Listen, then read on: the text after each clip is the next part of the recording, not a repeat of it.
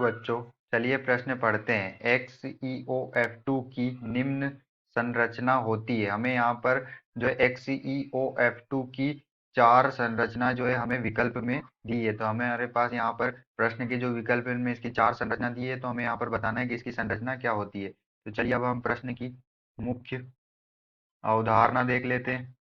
तो यहाँ पर हमारे प्रश्न की मुख्य अवधारणा क्या होगी। यहाँ पर ये जो यौगिक हमें दिया हुआ है वो, इसमें केंद्रीय परमाणु क्या है, या जिनोन है। यहाँ जिनोन का यौगिक या अणु है, और जिनोन जो है ग्रुप 18 का, समूह 18 का तत्व होता है, जिसकी संयोजकता कितनी होती है, 8 होती है।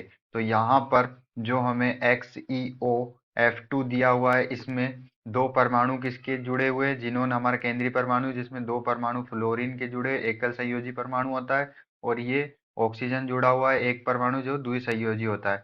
तो यहाँ पर इसमें जो हमारा फ्लोरीन होता है वो एकल संयोजी, एक बंध से जुड़ने वाला एकल संयोजी, और जो ऑक्सीजन है वो यहाँ पर द्विसंयोजी होता है, द्विसंयोजी, 2 बंध से जुड़ा रहता है। तो चलिए हम इसकी संरचना को देख लेते हैं।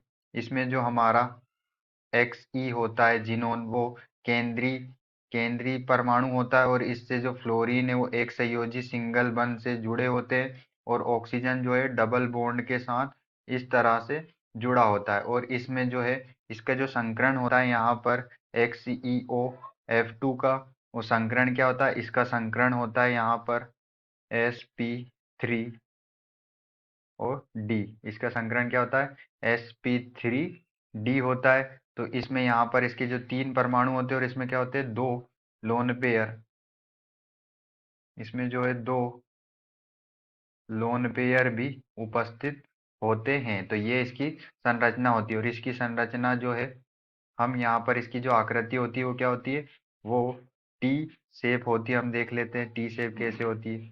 तो यहाँ पर जिनोन से 2 फ्लोरीन परमाणु सिंगल बंध के साथ जुड़े होते हैं, और डबल बॉन्ड के साथ एक ऑक्सीजन परमाणु जुड़ा होता है, और इस पे क्या होते हैं, लोन पेयर दो लोन पेयर भी उपस्थित होते हैं। कुछ इस तरह से जिनोन केंद्रीय परमाणु यहाँ पर हमारा, इस पे 2 लोन पेयर भी उपस्थित होते हैं। तो हम यहाँ पर देख सकते हैं ये हमारा कैसा आकृति है, टी आकृति की संरचना होती है।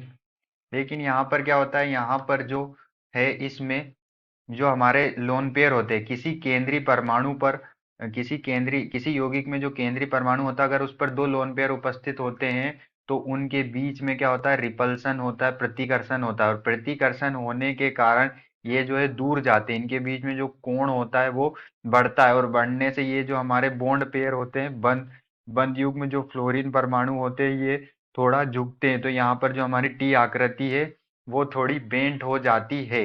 लेकिन यहाँ पर जो हमारे हमें जो प्रश्न में पूछा गया है कि इसकी संरचना क्या होगी, तो इसकी संरचना इस तरह से होगी, क्योंकि यहाँ पर जिनोन हमारा केंद्रीय परमाणु है, जिससे 2 लोन पेयर जुड़े होते हैं। इसमें कितने, 2 लोन पेयर एकांकी युग्म होते हैं, और यहाँ पर 2 फ्लोरीन परमाणु सिंगल बंध से जुड़े होते हैं, और एक ऑक्सीजन परमाणु डबल बॉन्ड के साथ जुड़ा होता है। लेकिन यहाँ पर लोन पेयर के बीच में क्या होता है, जो हमारे लोन पेयर होते हैं उनके बीच में, लोन पेयर और लोन पेयर के बीच में क्या होता है, प्रतिकर्षण प्रतिकर्षण होता है, जिससे जो आकृति वो थोड़ी क्या हो जाती है, बेंट हो जाती है। यहाँ पर जो फ्लोरीन परमाणु है वो क्या हो जाते हैं, वो थोड़े झुक जाते हैं, दूर झुक जाते हैं। तो यहाँ पर जो है हमारी संरचना इसकी हमने क्या देखी, हमने इसकी संरचना देखी जिस पर केंद्रीय परमाणु पर 2 लोन पेयर होते हैं, जो हमें विकल्प ए में दी गई है। तो यही हमारा आंसर होगा। आशा करते हैं आपको समझ में आया होगा। धन्यवाद।